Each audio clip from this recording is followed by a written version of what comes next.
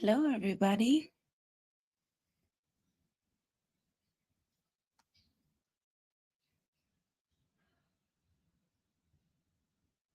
Mm, We're just going to get started in just a few minutes.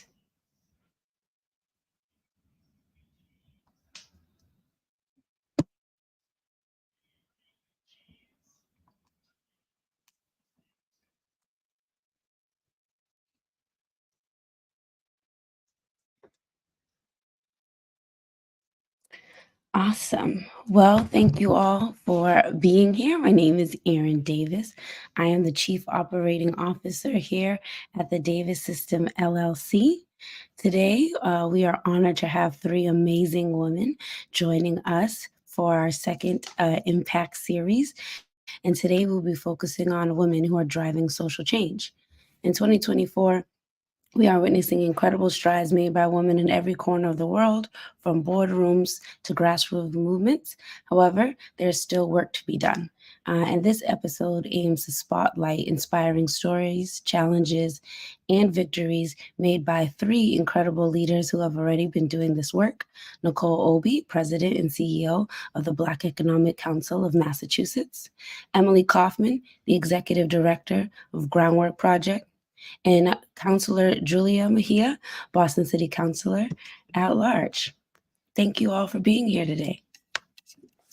Thanks you. for having us, Erin. Of course, the counselor will be hopping on in just a few moments where, always their schedules are so crazy.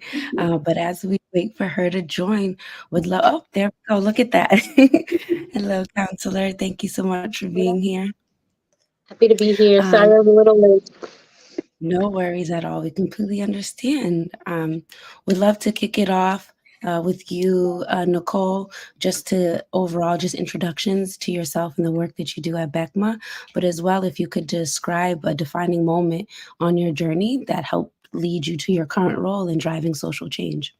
Great. Thank you. And good evening, everyone. My name is Nicole Obi. I am the president and CEO of the Black Economic Council of Massachusetts, or BECMA. I've had the privilege of leading this member-based statewide organization for the last 3 years. Our mission is simply to build Black wealth. We do that through the advocacy work we do at the local, state, and federal levels, and also through our programming and events that we conduct. So really happy to be able to play this role right now. I think this work is important. And so enjoying that. I will share that I am from Massachusetts. Um, grew up in Framingham. My mom was a single mom, and she's Jamaican. I'm a Jamaican, I guess. And I would say that my defining moment happened in my childhood because my mom went back to college, or went to college, I should say, when I was in middle school. And I remember sitting at the dining room table with her doing homework together. And that was just really special. I mean, I was at that time when, when you're a kid and you're not sure if your parents know a lot, but I was not so secretly impressed with my mom. And a few years later, when she graduated, she got a great job, and it really changed the trajectory of our lives. And so that was a defining moment in my life. So thank you again. Awesome. Councilor Mejia? Okay. StreamYard is very different than Zoom. Oh my God. And I was at an event, so I had to dip in and out. Good evening, everyone. I'm so excited to be here with you all, and grateful for the opportunity. So I am City Councilor at Large, Julia Mejia. I'm infamously known for being the one vote wonder. I won in 2019 by the grace of God and one vote. And we made history, really going up against the odds, and became the first Afro-Latina ever elected on the city council in 2019. Yes, I'm still traumatized by that vote, but here I am. I ended up in this space, and it was by mistake. I was a big fan of then City Councilor Ayanna Presley. She was the only elected when I had my own little nonprofit organization, the only one that would show up to all of my events. And at the time, I was organizing parents in the education space. Many of us, had grew up in Boston, graduated from Boston Public Schools, now had our children in the same system that neglected us. And so, really organizing around how do we create space for parents to really have a voice and a seat at the table. And so I was her number one stalker. And when she ran for Congress, y'all, I was like, yes. I was hoping that she was going to run for president, but I took the Congress, and I was happy about that. And anyways, fast forward to the Herald was following her on election day, and they saw that I was this uber enthusiastic stalker. And they asked if they could interview me after the election, win or lose, just to get my reactions. And she won. And my quote was in the Herald was, well, if she could be the first Black woman to represent us in Congress for Massachusetts, then I could be the first Latina to be in the city council. And I didn't know what the world, but listen, I didn't know what I was talking about, what I was getting into, because although I was civically engaged, I really didn't know what her job. I mean, like, I was a fan, and I loved her because she always showed up for people. And I know that she was doing some work in trauma and all of these different things, but like I never knew really what her job was. And then I posted that on Facebook. Everyone loved it. And I had 200 likes, and 3 weeks later I was running for office and didn't know what in the world I was getting into. But I love my job. I get to fight for a living. I was born for this. And my defining moment was when I was in the welfare office, 9 years old. My mom was undocumented for a period of time, and I was the only one who spoke English around the way. And I had to go to the welfare office for her and everybody else. But this time I was with my mom, and I was translating, and the lady that was doing the intake was incredibly mean. And I was 9 years old. But when somebody's being mean to you, that you could feel it, that her tone and everything. And I didn't want my mom to feel the way that I did. So when I had to translate, I only told my mom what we needed so that we can get the services that we were needing. But then when it was my turn to translate on behalf of my mom, I told the the case manager, that my mom said that you don't have to be mean to us just because we don't have no money. And my mom never said those things. I did. And that was the first time that I had to use my voice. And it was a place of trying to protect my mom. But I will never forget it because it has shaped every single job that I've ever had and the way that I show up in this world. Thank you for sharing that. Emily. Yeah, hi. Thank you so much, Erin, for having me. It's great to be here. Hi, everyone. My name is Emily Kaufman, she, her pronouns. I'm the executive director of Groundwork Project.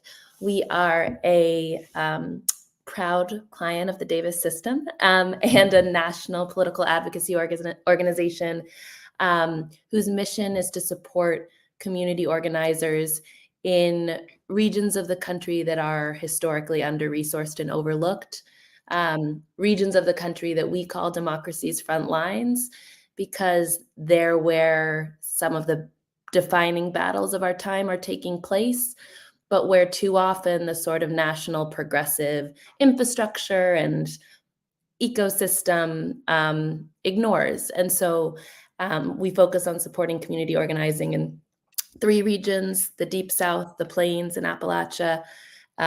We are in 4 states so far: Mississippi, Alabama, Oklahoma, and West Virginia.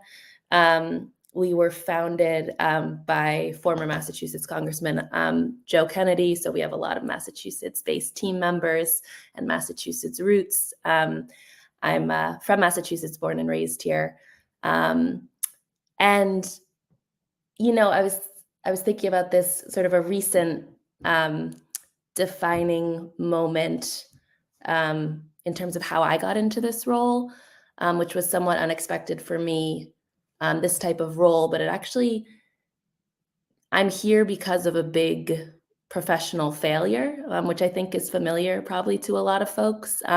Sometimes it's our failures that sort of become a silver lining and put us on a really meaningful and better path. But I come to this work from the electoral side of things. I spent my first 15 years of my career as a press secretary, speechwriter, communications director for candidates and campaigns, and worked for Joe Kennedy throughout his time in office and during the Senate race in 2020, where we lost, and we lost badly, and it was a brutal race, and it was for me professionally a really disorienting moment, because in a lot of ways I was sort of, rising to a senior level in my career. I'd been doing this a long time. I was like, okay, this is the path. This is what I'm doing. But we lost, and, losing sucks, but I found some liberation in it and some freedom in it, and a moment to sort of assess whether I was happy doing what I was doing and what I could do that was more meaningful. And groundwork was the, beautiful thing that arose from that crappy moment professionally. And it's been, the coolest thing of my professional career, the most meaningful work I've done to date. And, and again, this is a common story, but I end up being so grateful for that failure in a weird way, because it put me on a path that I find all the more meaningful.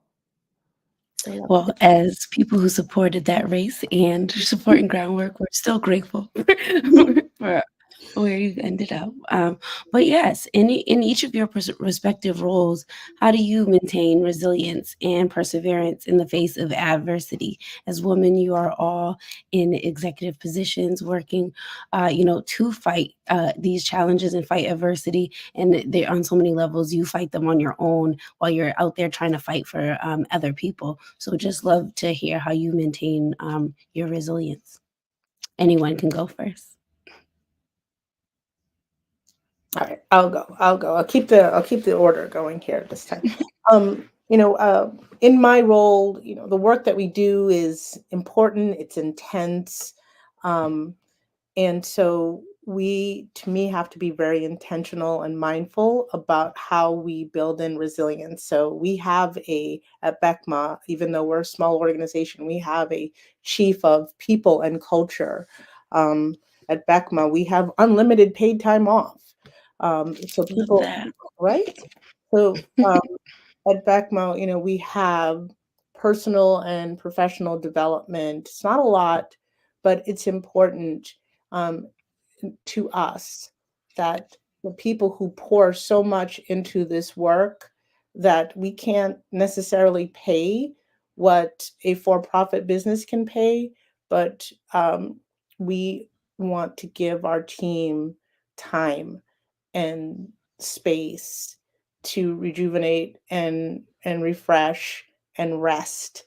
And so that's what we are doing. And we're always looking for opportunities to lean into that. Somebody today brought up a 4-day work week, which actually sounds good to me.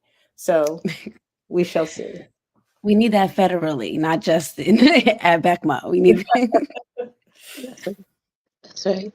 So we'll keep the order. And so Emily is nice. I don't know if if I haven't, I don't think we've ever met, but I'm so, I know Nicole, I see her out in these streets, but I just wanted to say thank you for sharing your journey, right?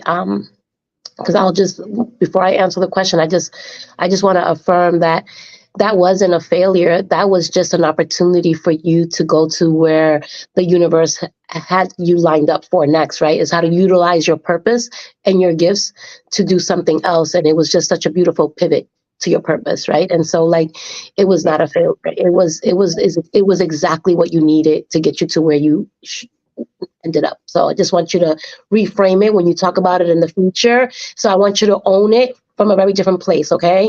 Yeah, okay. I appreciate that. Yeah.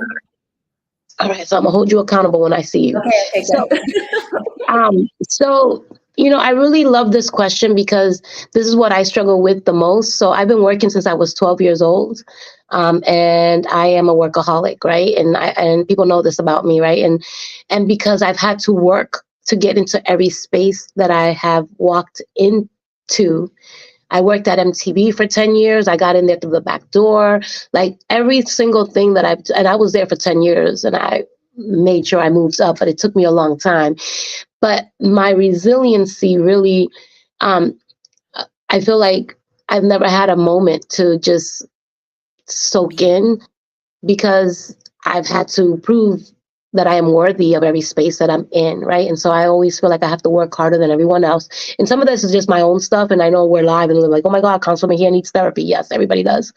But I struggle with the fact that I'm an overachiever, right? I feel like I have to, only just because of I barely graduated high school, made it out, but went to like a no-name college, have very limited education and background and access to networks. So I have a imposter syndrome chip on my shoulder everywhere that I go, and that resilient, and then that makes it harder for me to give myself a break. So that resiliency is always hard. I can't get there. I never feel like I'm enough.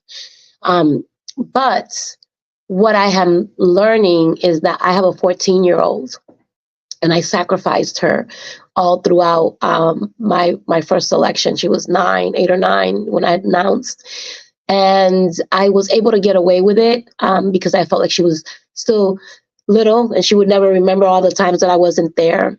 And I had a moment last year when my daughter turned 13 that I remember how difficult it was for me to be 13, and I needed to realign my priorities and giving myself the grace to know that I am enough. And even when I'm not enough, I can work towards being there, but I have to make sure that I don't create unintended trauma for my child by not being there when her most immediate need, which is in her teens, right? Like now she's entering that.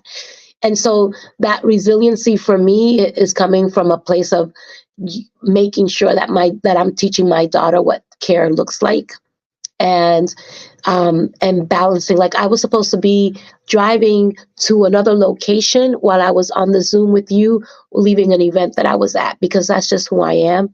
But what I decided to do is not do that. Stay present in this event, even though that I'm here in this room right now, but stay in one place, do the Zoom here and not go to the other place, because that is part of learning how to give yourself grace. And that is how I deal with the resiliency piece of it, because it's not easy to be a woman of color, and it's not easy to be one that is always, out here trying to be disruptive. So there's no place for resiliency, for self-care. I don't know, I'm babbling right now. Let me just put myself on mute. No, well, I just want to affirm that, being an elected official is a thankless job, and you don't always get those things. You always don't get those space to, have a moment for you and your family. And so I just want you to know, as a constituent of yours, please take some time off. Please try to get some rest and really enjoy your daughter's teen years together. And I think that's beautiful. Thank you for sharing that. Emily? Yeah. I think the daughter part resonates with me, Counselor Mejia. I have little kids, and like nothing sort of forces you to look in the mirror more than, little kids watching you. And for me, after a lot of time, also putting my career first, these past couple of years have been a real pivot for me to I kind of hate the word balance because I don't think that's a real thing, but to spend my energy the way in more meaningful ways, and prioritize different parts of my life. So I've noticed since having kids that is a priority I can't really look away from, and wanting to model healthy and careful actions for them. For myself, and Nicole, a lot of what you said about like the workplace policies resonate as well.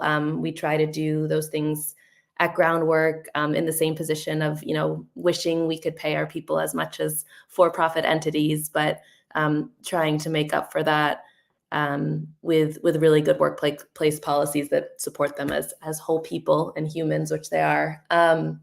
For myself personally, I was thinking about this question. I think my biggest resilience strategy is trying to keep my people really close. I'm new in an ED role.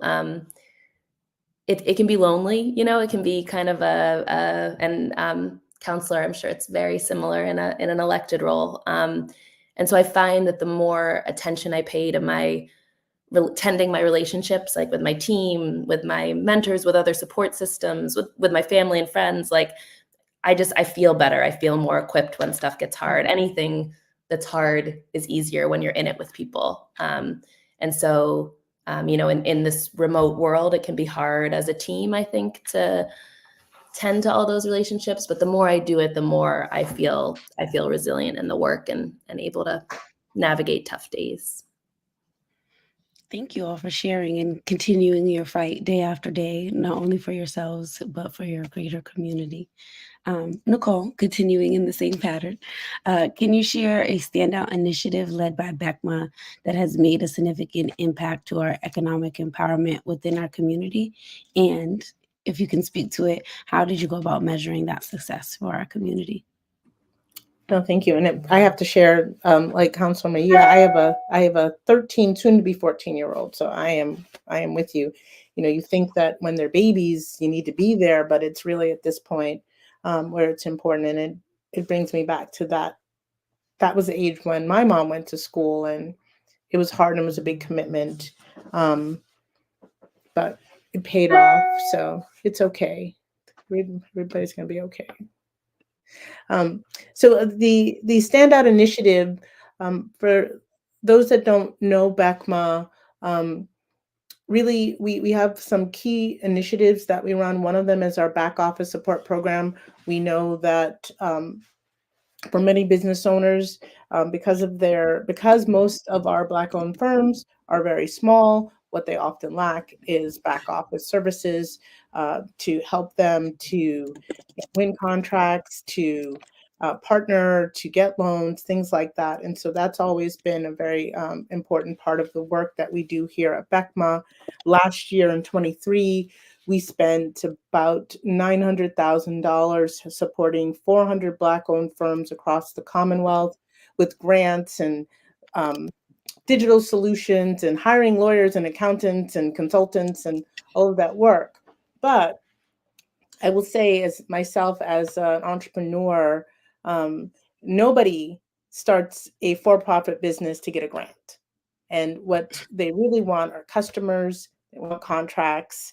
And so, to me, all the work that we are doing and have done brings us to this moment where we're really focused on helping our businesses get contracts.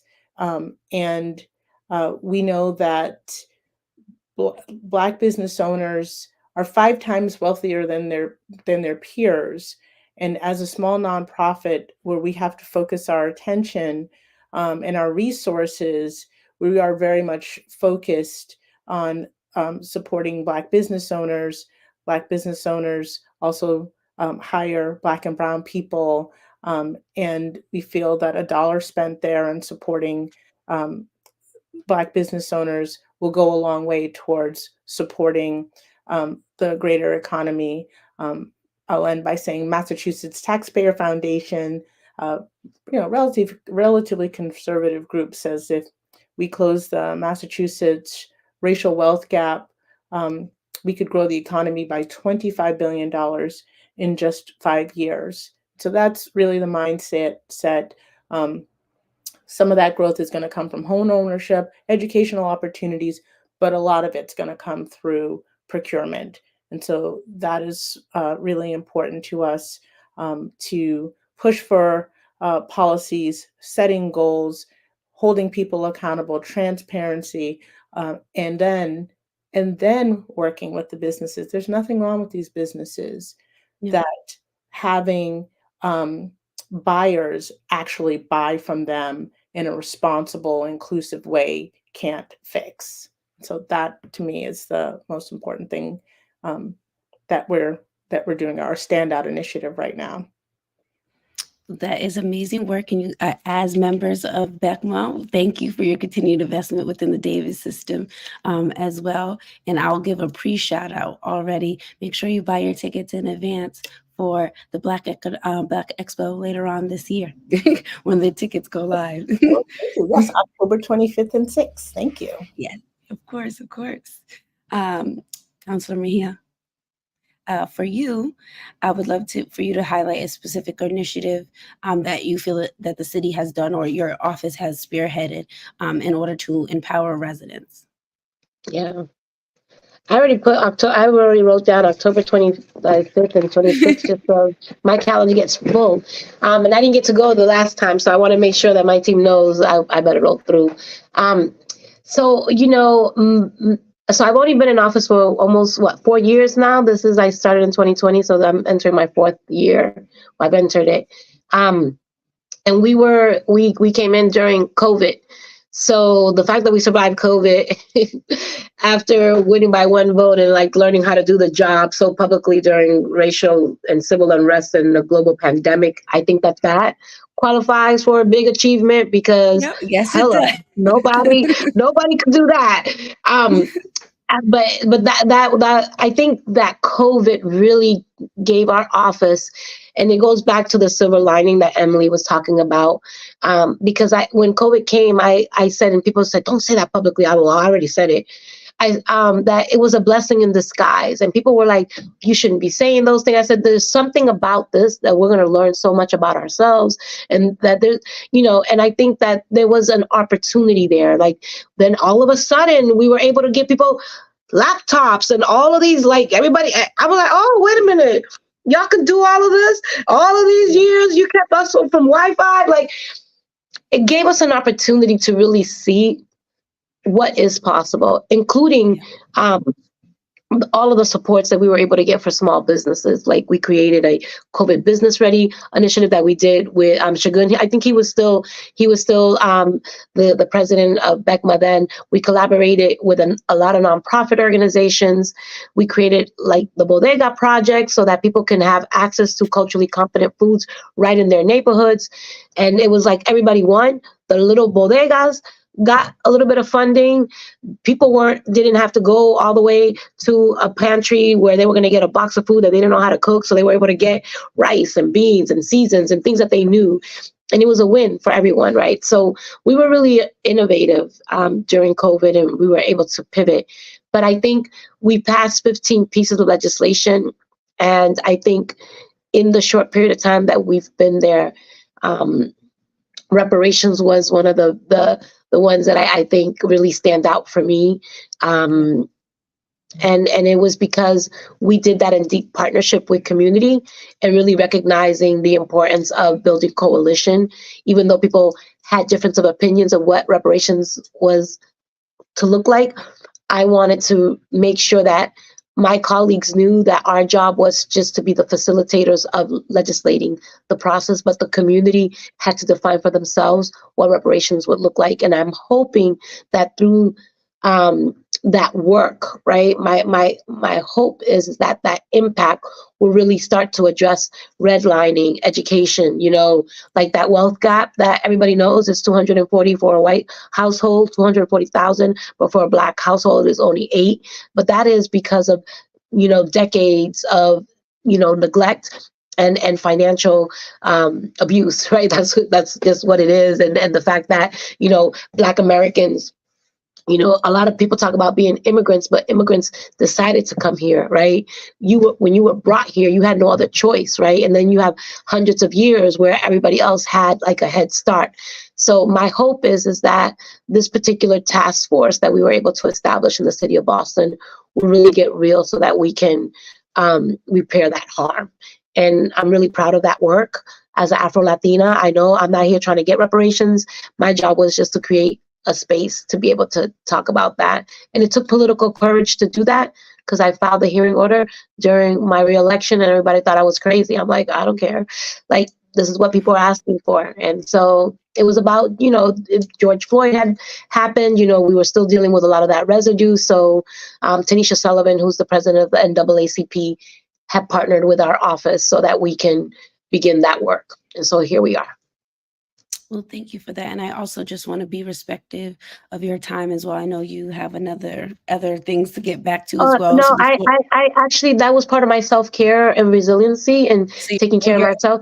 But I Gotcha. decided that, you know what, I'm not going to be able to be at all things at all times. And so I'd rather be here present with you all, because you deserve to have my full attention, and I deserve that time to be fully present with people. And so I opted not to do to my third thing. So I'm here for it. So thank we you. appreciate that so much, Counselor. Thank you so much for that. Well, then I'll pass it over to you, Emily.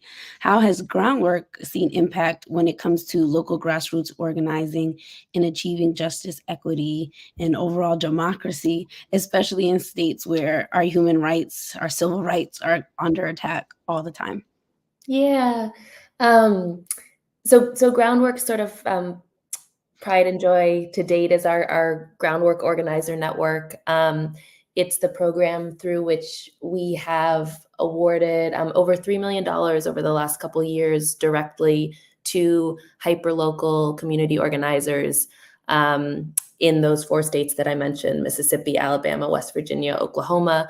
We're investing in the real grassroots of the grassroots. These are emerging organizations closest to the community, real trusted messengers, taking on social justice and civil rights battles in very, very tough terrain. So we're supporting almost 30 groups through our main grant program and support network, and dozens more through a mini grant program we run, and some other resources we bring to the states where we work. And it is, by far our most proud thing to date. And, the examples of victories that our partners have achieved are remarkable in and of themselves, and then all the more remarkable when you realize the context in which they are achieving them and the insane forces of regression and oppression that they're up against. One really big, marquee win that a bunch of our partners in Alabama took on last year was regarding the state's redistricting fight, where activists and organizers took conservative state power structures all the way to the Supreme Court to protest newly drawn maps that continued to dilute Black voting power. They were successful. No one expected it, but it was a successful case at the Supreme Court. Alabama had to go back to the drawing board.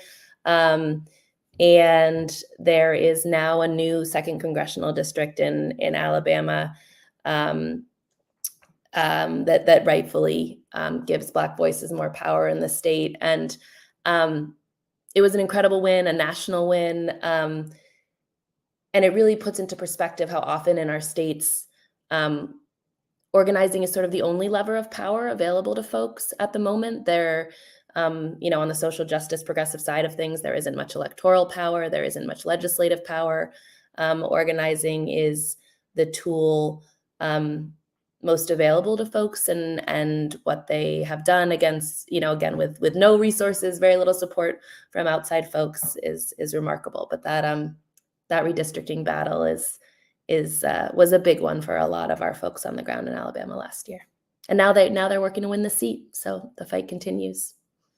Beautiful. So the Davis system does not have any favorite clients, but I will say that Groundwork Project is some of the most meaningful work that we do. When Anthony first had the idea for the Davis system, it was founded on, organizing, and how do we organize? How can we help people organize their own communities? And then when I think about the work that we do with you through the Groundwork Project, as well as through the Organizing Accelerator, we are doing so much impactful work. So thank you for bringing us into both of those projects. Yeah. Thank you guys for being a part of it. And I just have to give you guys some love, both you and Anthony, because you've been with Groundwork since the start. And, Anthony has been so instrumental in my understanding of organizing and the care both of you bring to, the really difficult task of building trust, in these places. We're a national group, folks from Massachusetts coming in to support them. And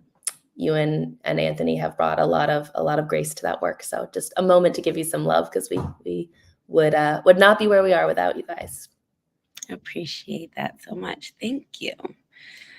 So for our next question, wanting to talk more a little bit about philanthropy. All of you are either currently or have, in the past worked in this space where we're looking to grant or to get money, and wanting to see if there's any advice or tips that you all have for individuals or organizations that are looking to engage and drive social change in an effective way. And it looks like Councilor Mejia is ready to answer that. So I'll pass that over to you first. Yeah, so I started off my career in the nonprofit sector, and even though I'm in public office now, I still very much am connected to my nonprofit world, and I still do a lot of work in spaces and places. Because to be honest with you, nonprofit is really where it's at in terms of service and making big impact, right? Because some of it is legislative, but the real work, I call it heart work.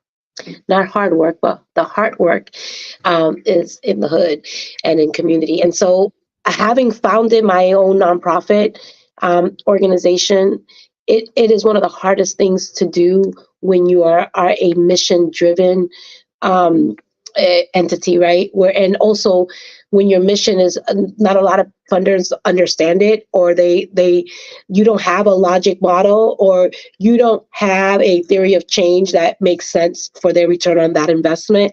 And so because I walked in as a grassroots type of organizer and building a nonprofit with very little resources, I've had to learn that you can't let people mission creep on you, because people are going to want you to do the work that get that money.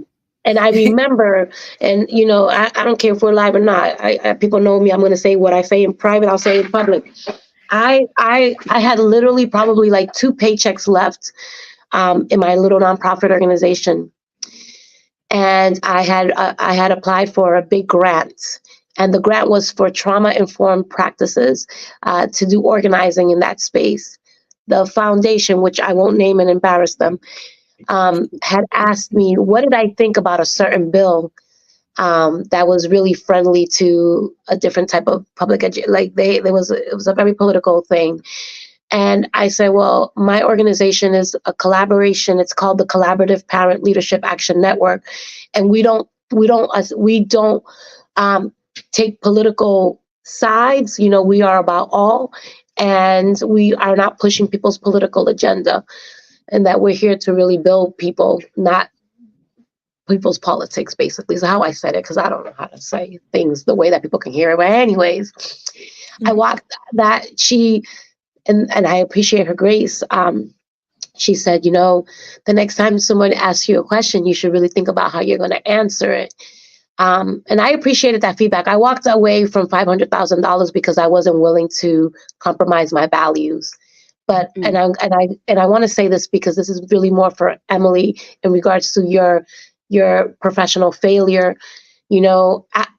That was the best thing that could have happened to my organization, because I was able to maintain my integrity and the values of the organization, because we were a parent-led initiative and we were able to sustain ourselves. And as a result of walking away from that, we were able to then secure a contract from the Boston Public Schools, right? So then we were able to create a hybrid model. You got to be strategic and thoughtful. So we created a hybrid model where we did contract, and we also secured private foundation dollars.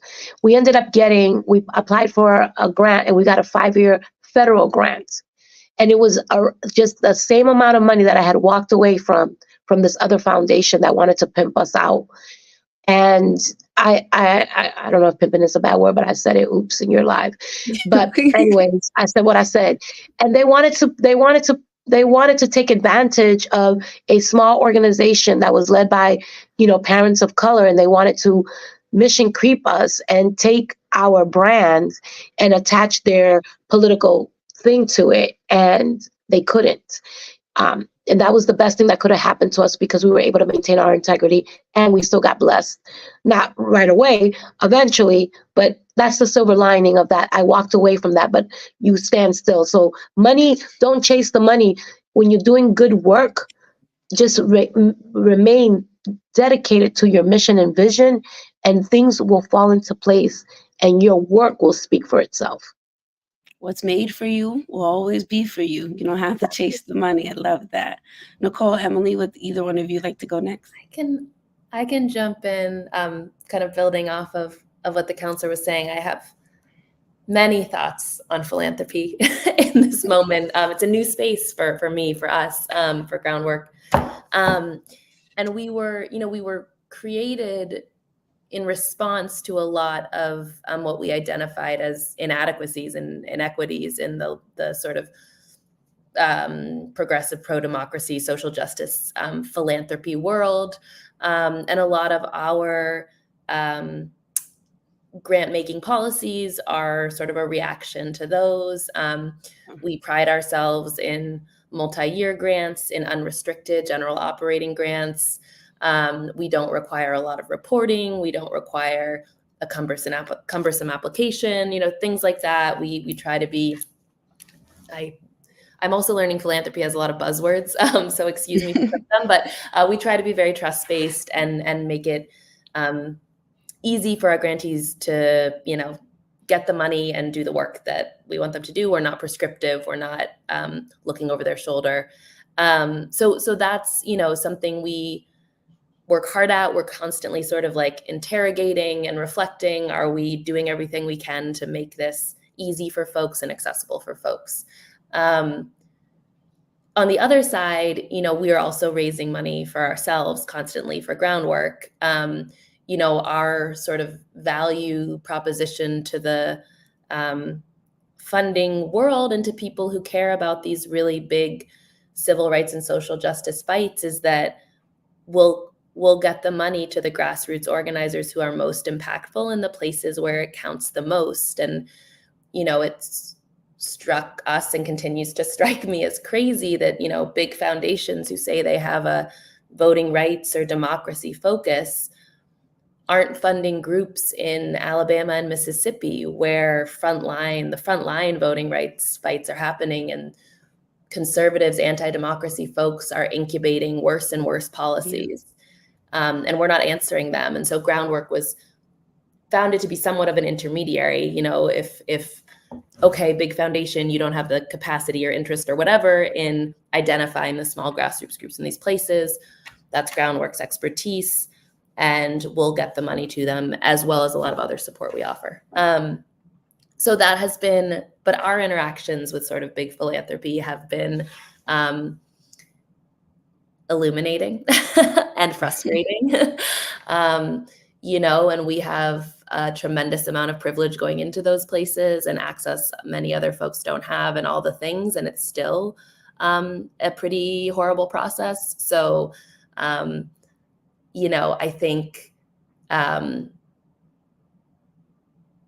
think,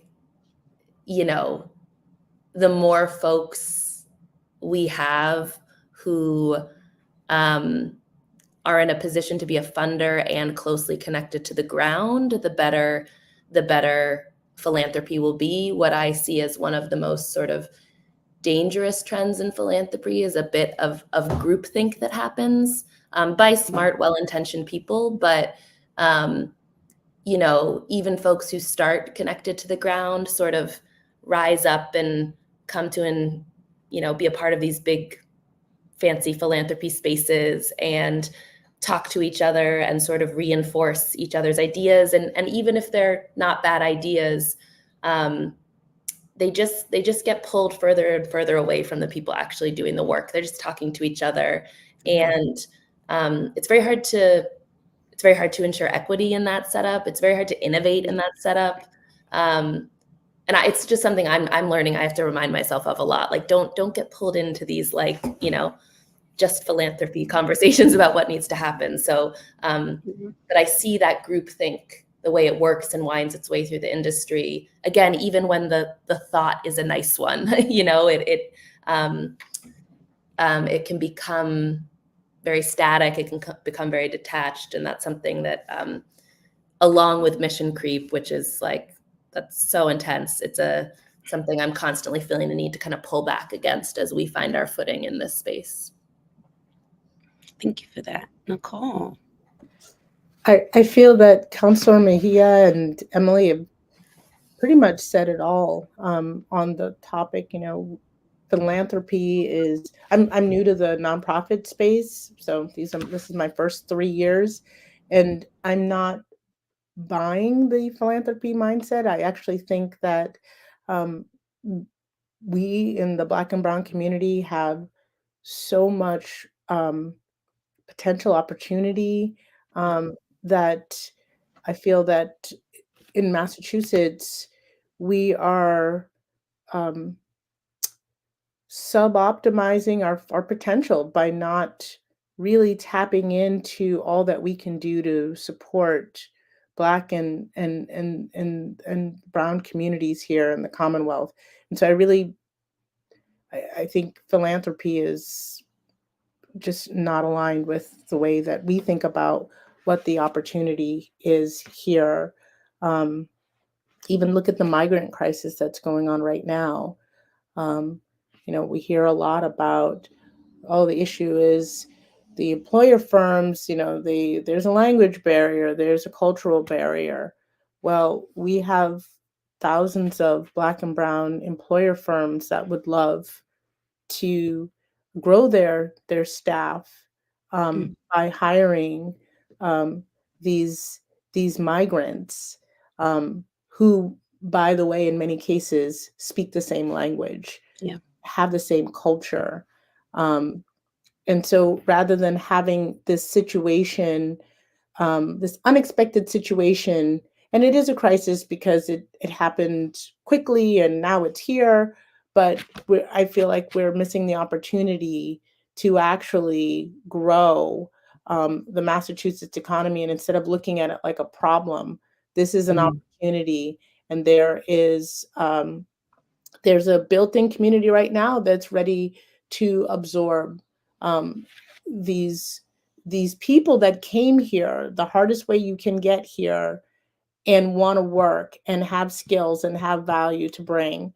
And so that's, I guess philanthropy, but I think that, Massachusetts has to start doing more to take advantage of these opportunities and stop thinking about it as philanthropy, because it's not. It's absolutely necessary, I think, for us to sustain our position as a national leader and a global leader. Yeah. Amazing. Well, thank you all. I'm going to ask one more final question before we close out. So a more fun question. But if each of you could have a dinner with any historical figure who you believe has made lasting impact on our world, who would it be and why?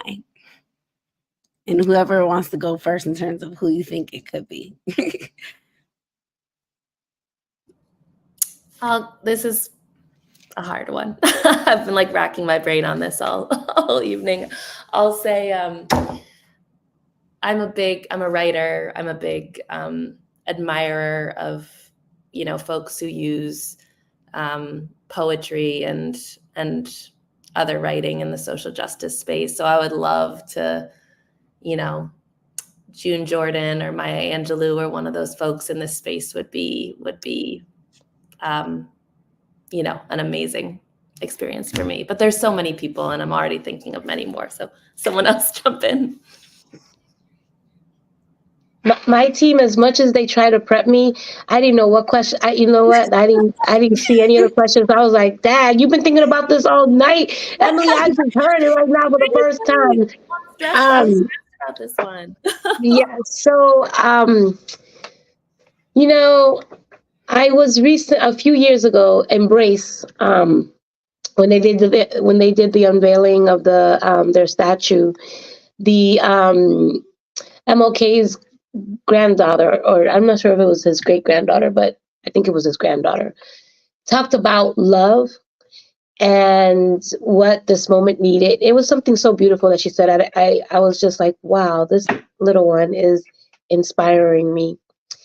But if I had to have dinner with any historical figure, I would pick MLK, and not because he's a Capricorn like me or organizer like me. All of those reasons, yes, yes, yes, because I see so much of my work inspired and influenced by a lot of his ways. And I believe he was really onto something when they were, when he was trying to bring people together across. It wasn't just about race, it was also about socioeconomic status, and really trying to bring people together around a cause that everyone felt that they were being disregarded. And I think that whole idea of bringing people together across their differences to fight for justice, to fight for something. And even though I know a lot of it was around civil rights and, all of that, but there was something beautiful about how he was able to bring so many white people into the fight, right? Like he inspired people to see that fight as their fight, even though they weren't Black, and there was something beautiful about that. And I'd love to know, kind of like, what brought him there? Like, like he was so ahead of his time, to think that in that era we could do that. Well, he could. I wasn't there, but I felt like I was. But I'd love to know that, what it was like to try to do that then as a Black man. That's an amazing question to ask, and I'm sure he would be stumped at that. Nicole. Okay, so Councilor Mejia, you took my answer, but that's okay because it's a great answer. I think I'll add that just Martin Luther King was so strategic. So I think he figured out at this moment television and the impact that television, just having the foresight of understanding the power that medium would have on what he was trying to do, and really leveraging that. It was masterful, and he was such a young man, and he had such an amazing impact. Another person that I would be interested in having dinner with was Madam T.J. Walker, because I just can't imagine what it was like to be a successful entrepreneur and back in those days. And so I'd love to just hear what gave her the confidence to go and do this, and the business acumen and all that it took. I'd be fascinated to learn more. That's amazing. That was a really good one. Mine's was Shirley Chisholm.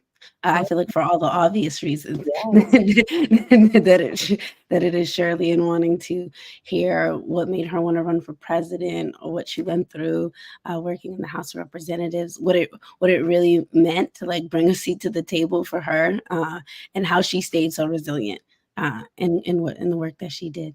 But thank you all so much. Thank you to Nicole Obi, President and CEO of BECMA, to our City Councilor at Large, Julia Mejia, and to Emily Kaufman, Executive Director of Groundwork Project. It has been amazing having you all here for our second episode of the Impact Series as we discussed women driving social change. Please stay tuned for our next episode, which will be on April 28th at 7 p.m. Where we'll talk a little bit more about philanthropy, but in a deeper dive from community groups that are really fighting to gain the dollar as well. So thank you all for being here and for engaging with us, and we hope to see you again on our next episode. Thank you, Erin. Congrats. Thank you. Thank you. To be with I you had a guys. good time. This was Good night, great. everyone. Thank I you. feel like I know everybody, Erin. You did such a good job. I don't know if we're still recording or not, but I feel like I know everybody. I was like, oh my God, I know everybody. I know. Yeah. Bye, Erin. Thank you.